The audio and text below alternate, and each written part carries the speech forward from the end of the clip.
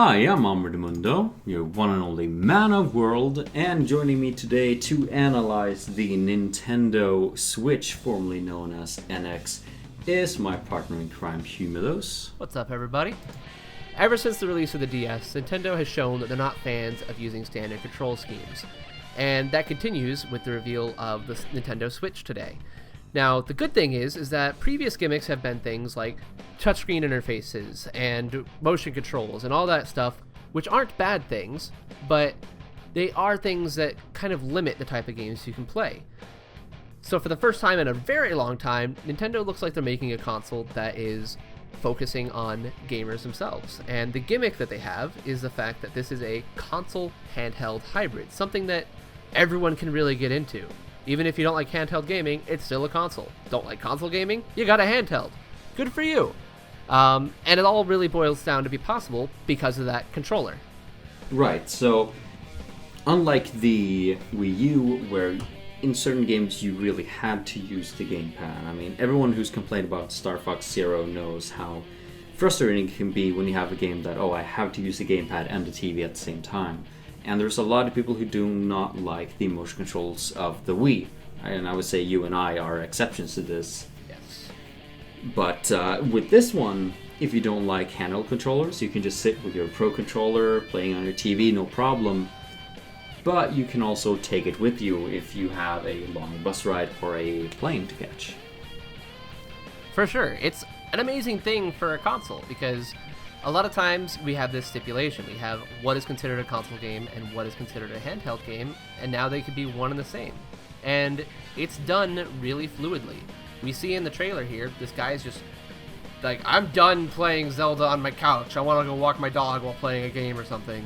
And he just gets up, picks up the tablet from off the dock, and the game continues immediately. There's nothing happening in between. There's no menus. It just happens, which is really freaking solid. I am really a big fan of this concept, and happy to see that the rumors are actually true about this.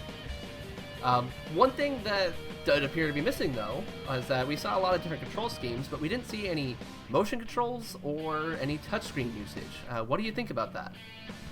Right, so touchscreen uses, of course, they could include it like any sort of pad would have.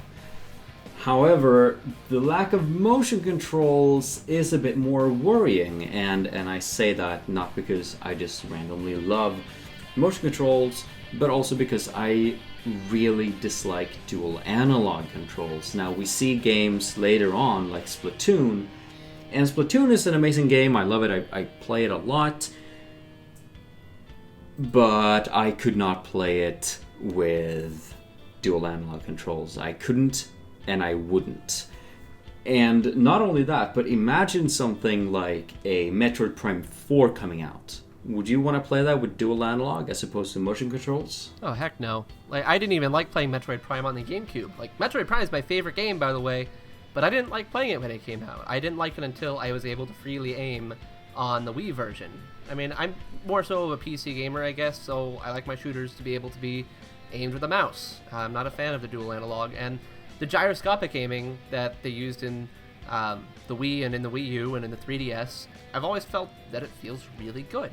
And in partnership with that, I've also really liked the dual screen gaming, being able to have a map all the time with me, but it doesn't look like that's going to be an option either, unless they make some sort of cable to give you some extended range on the dock, but I don't see that happening. I hope it does, but it probably won't happen. What will happen is, we have the detachable controllers, right? Right. And thinking about the Switch is, what if the name implies more than just being able to switch from console to handheld? What if it also means that with the controllers, what if it means that there are actually different kinds of detachable controllers? So for instance, we have the standard ones with the analog stick and the 4 buttons. But let's say that there could also be a detachable controller with a GameCube layout for Smash, or they could be detachable controllers specifically designed for different genres like racing or strategy games. Well, it's not entirely impossible that there could also be some sort of modules for some sort of motion control gaming. Which is true. And honestly, we're not even certain that the little things you pull off don't have motion controls either. It just certainly wasn't emphasized at all. No one was doing anything motion, which I kind of feel like they would have been if it was there, but we'll find out. We've definitely seen a lot of concepts and mock-ups in the past few months of people saying what it could be like if we could switch out parts of the controller. Like I saw a fishing game once that had the rod on it, which was a really cool idea to do for that. You can have different peripherals on the end, so who knows? We might see that happen. I mean, basically, what this console is the Wii U and the 3DS coming together to form a very interesting child. Yeah, for sure. I mean, it definitely seems like Nintendo's wanting to kind of streamline their business to where they're not making Wii U games and 3DS games, they're just making Switch games, one thing. Whether that follows, I don't know. We'll see. I still think they may continue the 3DS just because it's more portable than this, but it's hard to say at this point. It's true. I mean, the 3DS, I have a 3DS XL, so it's fairly large, but it will still fit somewhat nicely in my pocket. This one, I feel less so. I think I'd be less inclined to take this with me for, say, short commuting rides, but maybe more so inclined to bring it with me on a plane. For sure. I'm definitely looking forward to that part of it myself, and the main question I have about it, though, is how powerful the system is by itself.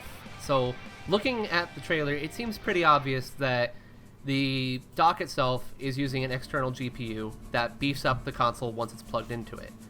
You can tell this because when you're looking at just a screen, the frame rates aren't as high and the graphics don't look as good. It's hard to tell because, we're just looking off screen, but you can at least see a somewhat of a difference. So there's definitely some beefing up that happens when it's docked. Whether that beefing up's always going to be the same thing, I don't know. Maybe it provides better anti-aliasing, better frame rates, better resolution. It's doing something that makes it a little bit stronger. But I really don't think that we should expect a powerhouse with this for sure. The screen, I'm not expecting to be more than 720p. They said it's HD at least. That's a step up. But I don't think it's going to be 1080p because, Nintendo, they take baby steps on things. The output of the system is probably 1080p. I doubt it's going to be 4K, but again, I could be wrong. What do you think about the battery life? Because that's going to be a big one for, I think, everyone who wants to use the handheld part of the Switch. So, tablets in general have pretty good battery life for just doing random things. You can usually actively use a tablet for about 12 hours before it will give out in the most parts. But most people that have ever used a gaming laptop will know that those batteries just do not last. So I'm hoping it's going to be at least in the 3-hour range, but that's going to be hard to pull off because, it's going to be intensive gaming. It looks like there's a fan in there to keep things cool. So I can't imagine that the battery life is going to be super exceptional. But I think they'll at least target 3 hours. Anything less than that, and they kind of are shooting themselves in the foot. All right, well, we'll see what happens there. I want to talk a bit about games, though, because we did see a couple games here, which was surprising to me because I thought we would just see maybe just some concept of what the console could do, similar to how the Wii U was revealed, where they had some golf games and some just kind of showing off the capabilities of the system. But here we actually see some rather interesting things. So, for one, we see a Mario game, which seems to be an entirely new Mario game. While it has the sort of visual style of the Super Mario 3D Land, Super Mario 3D World games, it seems to be functioning more like a single-player Mario game, such as 64 Sunshine Galaxy. Yeah, I personally think it's going to be more along the lines of 3D World, just because it did seem a little bit linear, but I don't know, they could surprise me, but we'll find out more about that later. After that, we do see a couple of ports. We see, and we're pretty confident that these are ports, just from what they look like. But there's Mario Kart 8 and Splatoon, both of which have a few enhancements. Mario Kart 8 has a new character, King Boo, and there are 2 item slots as opposed to the normal 1 item slot, which is pretty freaking cool. Especially, I mean, everything that makes Mario Kart 8 be more like Double Dash is good, because Mario Kart Double Dash was the best Mario Kart game. And having 2 items is a big part of that. Yes. And if you look at the game, everything about it is exactly the same as Mario Kart 8, down to the little icons for timer and the courses and everything. And there's no way that this is actually a new game. I mean, this is not...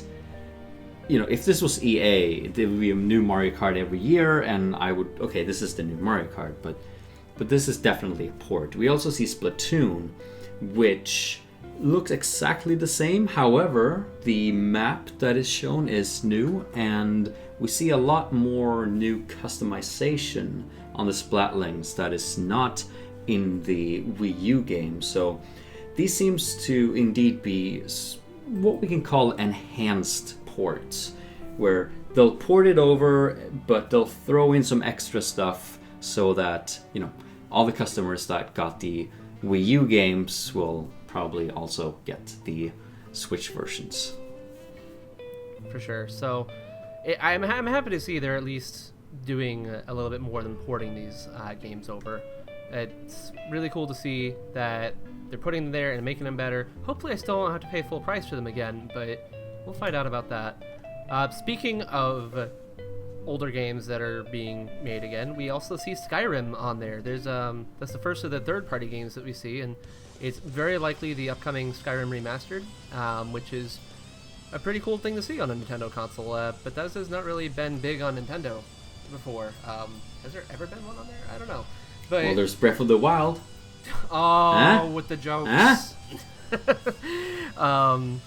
But yeah, so we have that going, which is pretty cool. We also see that there's NBA 2K on there, which I feel like basketball game's cool. That's not really my thing. All I really care about from third party is Sonic Mania, to be honest.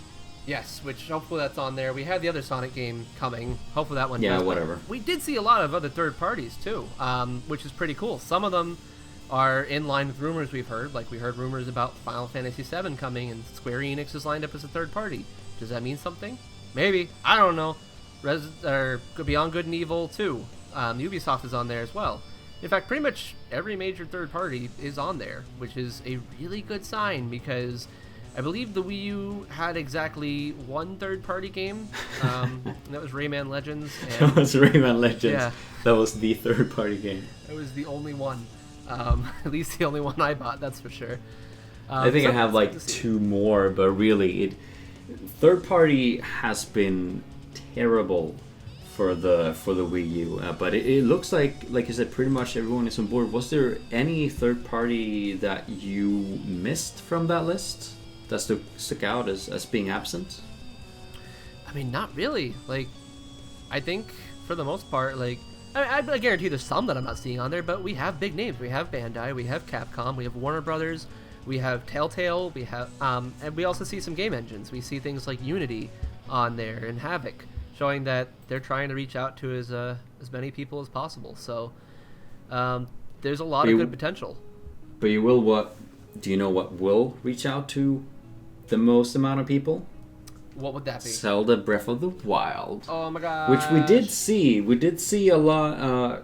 We did see a few more things that we haven't seen before. Do you want to talk about that? Heck yeah, I do. So we already knew that this was coming to the Switch. That was very obvious because they said it was. So yeah, but we're able to see it in action on it. And one of the things they showed off a little bit of a new scene wherein Link is floating down on the paraglider and he switches into this, his fancy "I'm stopping time" thing and fires a bomb arrow at a really big old moblin. Like, he's massive, like a freaking Snorlax of a moblin, just sleeping there.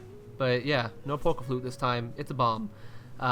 Shoots him, the guy wakes up, and they start fighting. So that's pretty cool. I don't feel like we've seen that guy before, which that felt pretty new. We haven't. He's new, and he looks really cool. And the way he looks, I mean, he looks like a giant moblin, like you said, but he also looks a bit more troll-like, and he does have a bit more of an, I would say, a sort of Japanese vibe to him.